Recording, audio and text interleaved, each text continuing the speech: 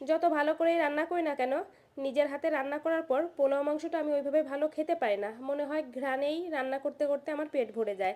তো আজকে দুপুরে একটু পোলাওই রান্না করব, আর সাথে ঝাল করে মুরগির মাংস।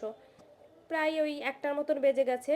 তন্নাসোনাকে স্কুল থেকে নিয়ে আসার পর ওকে স্নান করিয়ে নিজে স্নান করে ঠাকুর পূজা দিয়ে এখন আসলাম কিচেনে। হাতে সময় থাকলে চালটা একদম বেশ অনেকটা টাইম ভিজিয়ে রাখি, কিন্তু আজকে আর হাতে সময় নেই, চালটা ধুয়েই বসিয়ে দেব। তো দিয়ে দিলাম পরিমাণ মতো তেল, তারপর 2টা এলাচ, একটু আদা কুচি। মাংসটাও এর মাঝে পরিষ্কার করে ধুয়ে নিয়েছি, ভালো করে মশলা টশলা দিয়ে আজকে একটু মেখে নেব। তো চালটা একদম আস্তে আস্তে ভাজা হতে থাক, চুলা হিটটা লোতে রেখে দেব। যত ভালো করে চালটা আসলে ভেজে নেওয়া যায় পোলাওটা তত ঝরঝরা হয়। স্বাদ অনুযায়ী লবণ দিয়ে দিলাম, সাথে একটু বেগুন ভাজি করব, কারণ পোলাওয়ের সাথে বেগুন ভাজি খেতে বেশ ভালো লাগে। জলটা ফুটে উঠেছে, দিয়ে দেবো ভালো করে চালটা ভেজে। তো এই ফাঁকে মাংসটা ম্যারিনেট করে নেই। মাংস রান্না করার জন্য যে গুঁড়া মশলাগুলো দেই ওইগুলোই দিচ্ছি, আর সাথে একটু টক দই অ্যাড করব, কিন্তু আগের থেকে বের করা হয়নি, বরফটা ছাড়েনি, ডিপ ফ্রিজে ছিল। তো একটু পরে অ্যাড করব। আদা রসুন সব কিছুই দিয়ে খুব সুন্দর করে আস্তে আস্তে করে একটু কিছু সময় রেখে দেবো, মানে পোলাওটা রান্না হতে যে টাইম লাগে। তন্না সোনাকে স্কুল থেকে আসার পর একটু খাইয়ে টিভি অন করে দিয়েছি, সে তো বসে বসে টিভি দেখছে। আর এই ফাঁকে আমি রান্না বান্না করছি।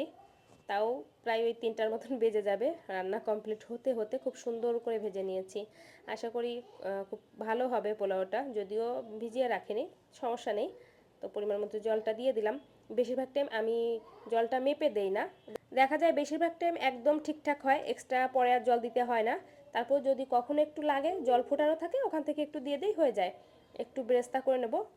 কিছুদিন আগে যখন পোলাওটা রান্না করেছিলাম, দুধ অ্যাড করা হয়েছিল। দুধ দিয়ে রান্না করলে বেশ ভালো লাগে, একটু মিষ্টি মিষ্টি হয়।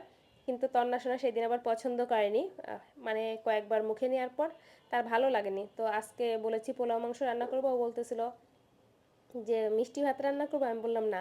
তো এর জন্য আজকে আমি চিনি কোনো কিছু অ্যাড করিনি, কিন্তু সামান্য একটু দিলে ভালো হয়। তো বেরেস্তা, কয়েকটা কাঁচামরিচ, ঘি সব কিছু দিলাম। এখন তো তন্না সোনার স্কুল খোলা আছে, কিন্তু স্কুল টাইম একটু কমিয়ে দিয়েছে।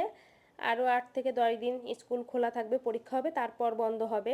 এই যে স্কুল থেকে এসে তারপর রান্নাবান্না করে খাওয়া দাওয়া করে ওকে ঘুম পাড়াতে পারতে বেশিরভাগ দিনই দেরি হয়ে যায়, একদমই সময়ের সাথে পারা যায় না। তারপরও তো আমি অনেক সকালে উঠি, সকালবেলা অনেক কাজকর্ম করে যাই, শুধুমাত্র রান্নাটুকুই বাকি থাকে। তারপরেও তো সংসারের টুকিটাকি কত কাজই থাকে। তন্না সোনা তো বসে টিভি দেখছে। তো ওকেও খাবার খাইয়ে দেবো, মানে ওই যে বললাম না 3টার মতন বেজেই গেছে। ধনিয়া পাতা একটু ছড়িয়ে দিলাম, গরম মশলার গুঁড়াও দিয়েছিলাম, কিন্তু ধনিয়া পাতা দিলেও বেশ ভালো লাগে। তো তন্না সোনাকে একটু খাবার খাইয়ে দেই, পরে আমি খাবার খাবো। আর বেগুনটা ভাজি ভাবছি যে রাত্রে করব, ওর পাপা যখন রাত্রে আসবে তখন করব, কারণ বেগুন ভাজিটাও গরম গরম খেলে বেশ ভালো লাগে। তো চলুন আজকের ব্লগটা এই পর্যন্ত, সবাই ভালো থাকবেন, নতুন ব্লগে দেখা হবে। আজকের মতো টাটা, বাই বাই।